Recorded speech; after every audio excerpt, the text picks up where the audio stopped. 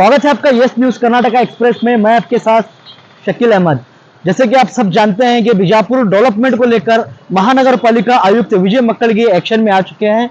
आज सुबह से ये आज वो अपनी पूरी टीम को लेकर बीजापुर के अतनी रोड न्यू आईबी से पूरे बीजापुर का दौरा कर चुके हैं, जहां पर गंदगी है और जहां पर इंक्रोचमेंट होना है और जहां पर लोगों ने इंक्रोचमेंट कर रखा है, रास्ते बंद किए हैं या गंदगी कर रहे हैं, उन लोगों के लिए एक जो है महानगर पालिका आयुक्त की ओर से जो है एक स्ट्रॉन्ग जो वार्निंग दी गई है कि वो आने वाले दिनों में ऐसे ही कचरा करेंगे, कूड़ा करेंगे तो महानगर पालिका की ओर से उन पर एक्शन लिया जाएगा, उन्हें फाइन भी डाला जा सकता है। तो आइए इस मौके पर यहाँ पर हम देख सकते हैं कि महानगर पालिका आयुक्त और उनकी पूरी टीम जो है सुबह से ही जो है पूरा बीजापुर का एक दौरा कर रही है। तो आप इस मौके पर हमारे साथ जो है महानगर पालिका आयुक्त विजय मक्कड़गी, आइए उनसे हम इस विषय पर बात करते हैं, जानते हैं कि वो क्या उनका आगे प्लान है, किस तरह से सिटी को डेवलपमेंट करने के बारे में वो सोच रहे हैं। तो आइए इसका एक नजारा देखते हैं। ಗೊತ್ತಿರುವ ಹಾಗೆ ವಿಜಯಪುರ ನಗರದಲ್ಲಿ ಸುಮಾರು ವರ್ಷದಿಂದ ನಾವೆಲ್ಲ ಇಲ್ಲಿ ಏನು ಸ್ವಚ್ಛ ವಿಜಯಪುರ ಸುಂದರ ವಿಜಯಪುರ ಅಂತಕೊಂಡು ಏನು ನಮ್ಮ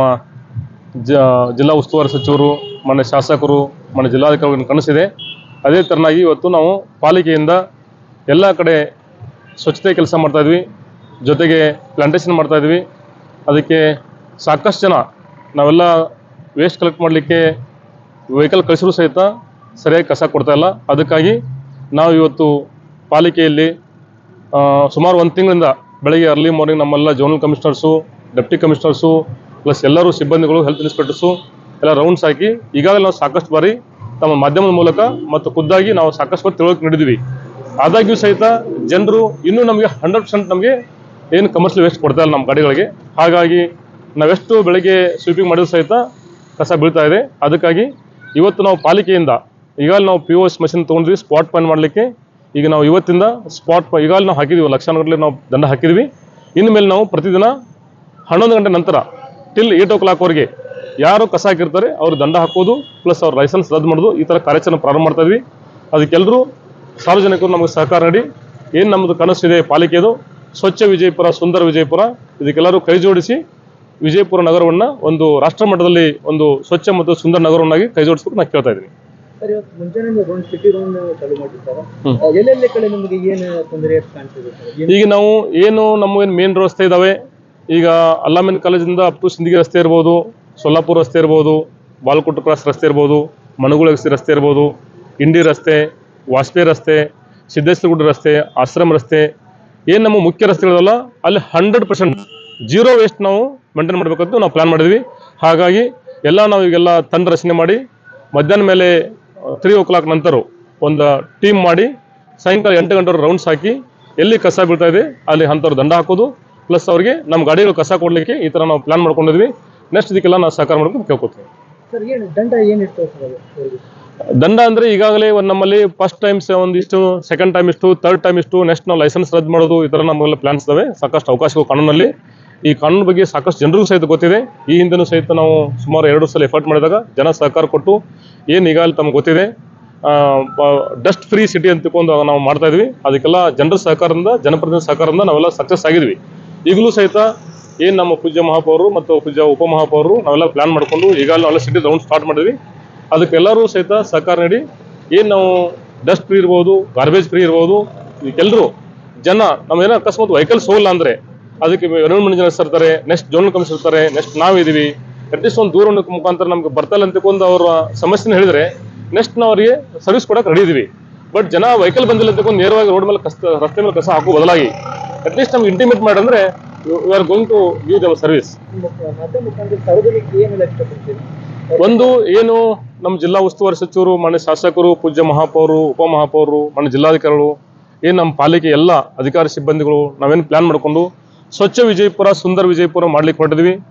ಎಲ್ಲ ನಾಗರಿಕರು ಈ ಪಾಲಿಕೆಗೆ ಸಹಕಾರ ನೀಡಿ ಅವರು ಸಹಿತ ಕೈ ಜೋಡಿಸಿದರೆ ಏನು ನಾವು ವಿಜಯಪುರ ನಗರವನ್ನು ಎಲ್ಲ ಮಾದರಿ ನಗರವನ್ನು ಮಾಡಲಿಕ್ಕೆ ನಾವು ಉದ್ದೇಶ ಇದೆ। ಅದಕ್ಕೆಲ್ಲರೂ ಕೈ ಜೋಡಿಸ್ಬೇಕು ಅಂತ ಕೇಳ್ತೀನಿ। ಬಿಜಾಪುರದಲ್ಲಿ ಏನು ಡೆವಲಪ್ಮೆಂಟ್ ಆಗ್ಯಾವ ಸರ್? ಇವತ್ತು ಮುಂಜಾನೆ ಅಡ್ಡಾಡ್ತೀವಿ ಎಲ್ಲ ನಿಮ್ಮ ಟೀಮ್ ತೊಗೊಂಡು, ಏನೇನು ಹಾಕ್ಬೇಕಾಗಿತ್ತು ಸರ್? ಈಗ ತಾವು ನೋಡಿದ್ರಿ, ನಾವು ಈ ಹಿಂದೆ ಒಂದು ತಿಂಗಳ ಮುಂಚೆ ನಾವು ನೋಡಿದಾಗ ಸಾಕಷ್ಟು ಎಲ್ಲ ಕಡೆ ಬ್ಲ್ಯಾಕ್ ಸ್ಪಾಟ್ಸ್ ಏನೋ ಬಂದಿದ್ದಿಲ್ಲ, ಅಲ್ಲೆಲ್ಲ ನಾವೆಲ್ಲ ಪ್ರೀವಿಯಸ್ ಎಲ್ಲ ನಾವೆಲ್ಲ ವಿಡಿಯೋ ಮಾಡಿಸಿ ಶೂಟ್ ಮಾಡಿದ್ವಿ।